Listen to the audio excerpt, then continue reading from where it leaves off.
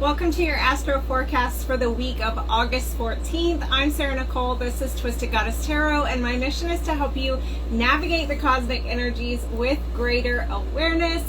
We do this every Monday. If you're new here, I come live every Monday to do the Astro forecast, to just tell you a little bit about what the cosmic dance is doing, what's happening in our skies, where are the planets, how are they moving, and how are they affecting us.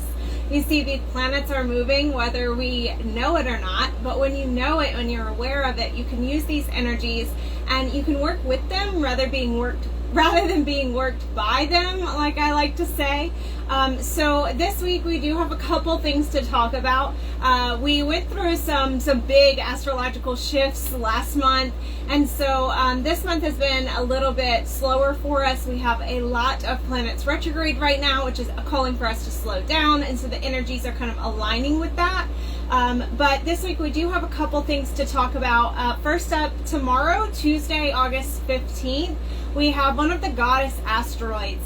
So here on this channel, hey Allison, we do talk about the goddess asteroids to kind of even out the playing field a bit. When you look at the major planets and major luminaries, there's only two that are more feminine or yin, and that is the moon and Venus. All of the other planets and other luminaries are more masculine or yang energies. And so sometimes astrologers will like to utilize the goddess asteroids to kind of even that out and get a little bit of yin-yang balance. And so that's what we are doing. Goddess asteroid Juno is going to be moving into Leo tomorrow, August 15th, until October 17th. So we've got about 2 months working with this Juno in Leo energy. So let's talk about what that means. What does Juno in Leo mean? So first of all, Juno is the goddess asteroid of commitment, marriage, loyalty. Where she is, both in your personal birth chart and in the current cosmic dance, can really influence what we need to feel fulfilled in our partnerships, what we're looking to commit to, what we will really long-term commit to. So while Juno is in Leo, you may find yourself more open to and more desiring of shows of affection and appreciation. For example, me personally, my Juno is in Capricorn, so I really want to be like appreciated for and respected, more so than appreciated, like respected for the goals that I achieve in my partnerships. But even somebody with Juno in Capricorn, and I also have Venus in Capricorn, while Juno is in Leo, I may kind of desire those more like flirty, romantic advances a little bit more. And so you may find that you do as well, and your partners may find that they do as well. That's one thing I like to talk about when we're looking at the Astro forecast. Hey Elizabeth!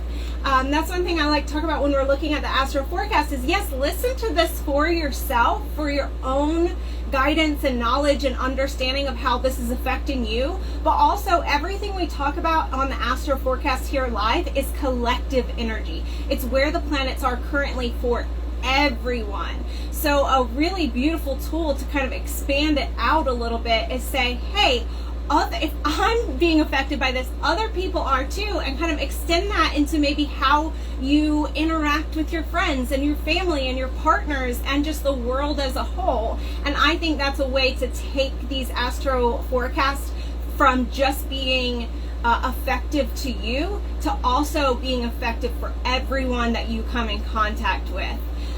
So just know, Juno is in Leo. That means everyone is going to be more appreciative of the shows of affection, of being appreciated. So just in your daily, day to day, like the cashier at the grocery store, hey, she wants some appreciation too. While this is more pertinent to our close one-on-one partnerships, it can extend out as well. So just saying, hey, I really appreciate you today. Things like that can go a long way all the time, but especially when something like Juno is in Leo, okay? So as with everything, there is a little bit of as above, so below with Juno. So although she represents commitment and she shows us what we're most likely commit to, she can also represent betrayal, and she can be quite triggering. You see, if we need something to be happily committed, if we don't receive that, we can feel betrayed. It can bring up those triggers, right? So just be mindful that Juno is not all light. She has shadow as well. And one of the reasons why I talk about that is because Juno is the Roman counterpoint to Hera, right? And so Juno was married to Jupiter, and the Greek counterpart is Hera, who was married to Zeus. And any of you who know Greek mythology, right? Zeus wasn't always very faithful. So Hera represents this part. There's the committed partner, right?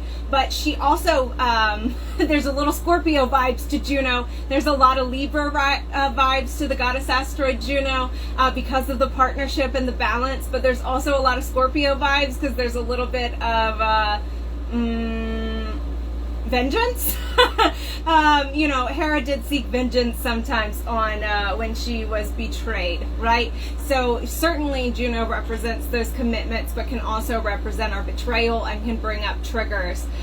So be mindful here, because as it's in Leo, if we don't feel like we're being respected and appreciated, it can be triggering, and that can feel like betrayal while it's in Juno while it's in Leo until October 17th. So you'll want your partner to see your bright light and to bring out the warmth in you. And since this is a collective transit, your partner will be desiring that as well. Okay? So that is Juno and Leo. Remember, we're going to be working with that energy for the next 2 months. And then the other thing we're going to talk about is on Wednesday, August 15th, we have the new moon in Leo. This is going to be at 23 degrees Leo. The new moon is going to be peaking at 5:38 a.m. Eastern Standard Time, so you can kind of adjust that to your time zone. So the new moon marks the beginning of a lunar cycle. It's a reset time. It occurs when the sun and the moon form a conjunction, meeting at the exact same degree of the zodiac. So its themes are that of new beginnings, openness, and hope.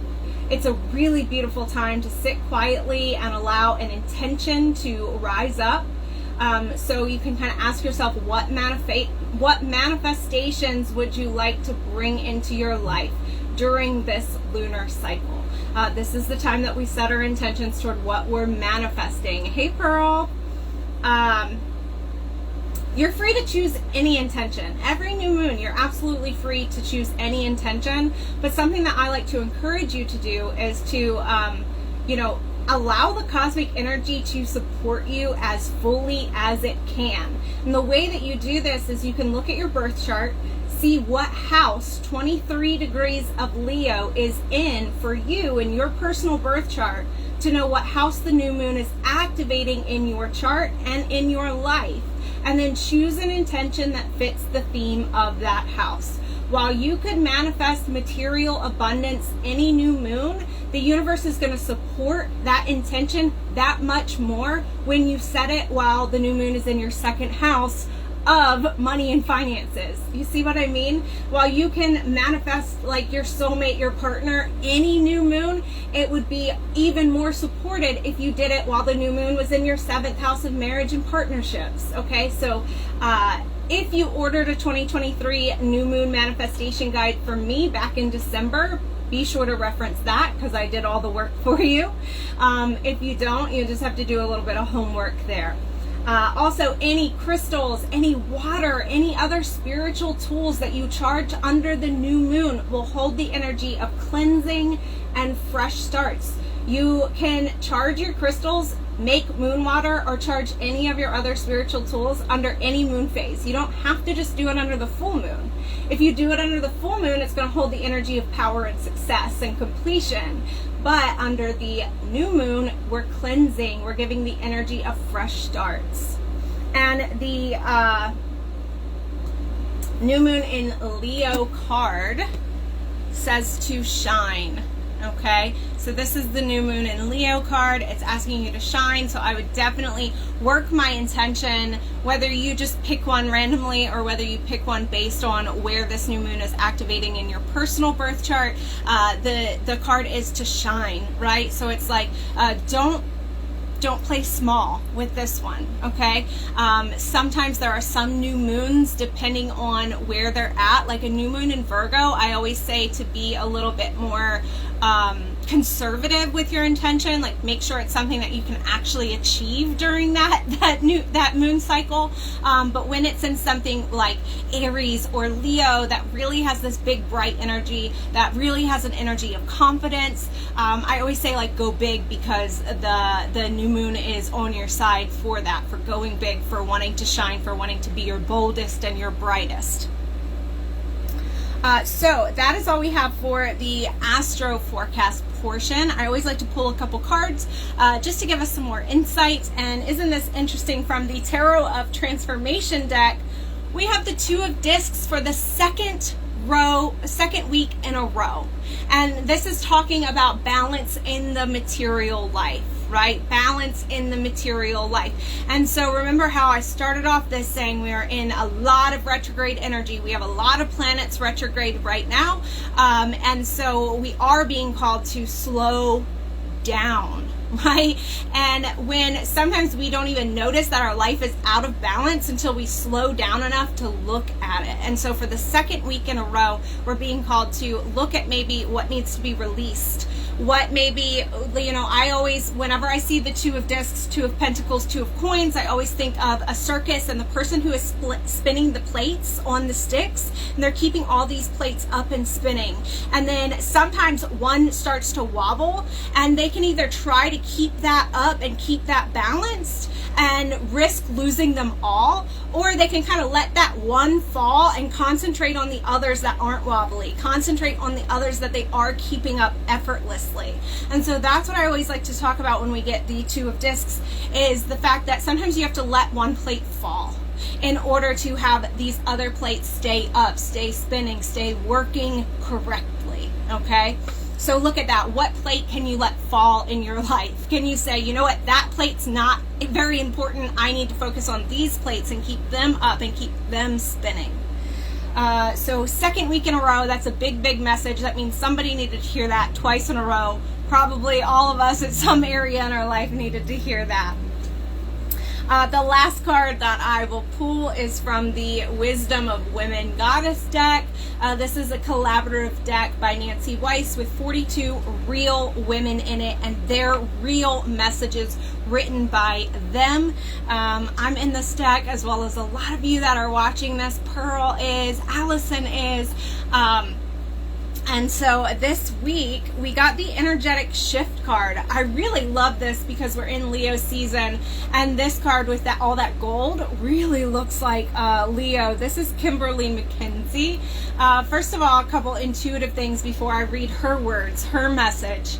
I did want to just point out the fact that, we are in Leo season, and this did feel like a little bit of an energetic shift, because for the most part of Leo season, we've been in heavy retrograde energy as well. So while Leo is all about shining your light brightly and this really big, bold, confident, expressive energy, we're also in this retrograde energy of slowing down. And so it feels a lot like turning all that big, bold energy inward to yourself. So this has felt like a little bit different than most Leo seasons. It's felt a little bit more inward than outward. And also another thing I wanted to talk about with this energetic shift is, the Lionsgate portal that we talked about last week, although we typically celebrate it on 8/8, Lionsgate portal isn't just one day. It's actually about a week long. From about a little before 8/8 to middle of August. So we're still really in that Lionsgate portal for the next couple days, because the rising of the star Sirius happens in different areas of the world at different times, right? You can see it again based on where they're at, Southern Hemisphere, Northern Hemisphere. And so the Lionsgate portal is not one day. And so we are still in this energetic shift of a portal. Whether you celebrated on 8/8 and then kind of said, okay, I celebrated my Lionsgate portal, like, it is still happening. The star Sirius is still rising in some areas of the world, and so that spiritual sun is still re-emerging in some areas of the world. So we're still feeling that. Okay, so now let's see what Kimberly McKenzie, this is her on the card, has to say about this energetic shift. She says, there will be seasons when you feel that your life force energy is depleting. Hello, retrograde. During these times, open your energetic medicine bag and pull out a trusted remedy. Choose to quiet the mind with meditation or a yoga practice to feel more grounded. Breathwork can help to find balance within and without. Ecstatic dance will assist with any stuck energy that needs permission to be freed. A quiet walk in nature may induce the healing. Sacred water and nourishing foods from our Mother Earth will most definitely serve you well. There are many methods to invoke an energetic transfusion when you need it. So the affirmation is, I honor my whole being by giving her the medicine she needs for an energetic shift. And the journal prompt is, take note of any repeated cycles, personal or ancestral. Investigate any bleeding wound and the root of what is draining you. So I like that, especially since we're being called for this balance, and especially since we have this new moon in Leo, which is telling us to shine. So in order to shine, sometimes we need to say, what is draining me? That is not letting me shine, right? So as we're in the dark moon phase, the day before the new moon, this is a really good time to do that last release of anything that is draining you. So when that new moon comes on Wednesday, you can shine, okay? So that is the Astro forecast for this week. I hope you enjoyed it. If you're catching the replay, you can always drop a comment and I'll come back and say hi to you. This is going to be up for the replay, so you can come back and watch it all week long to remind yourself what is happening in the cosmic dance. Much love.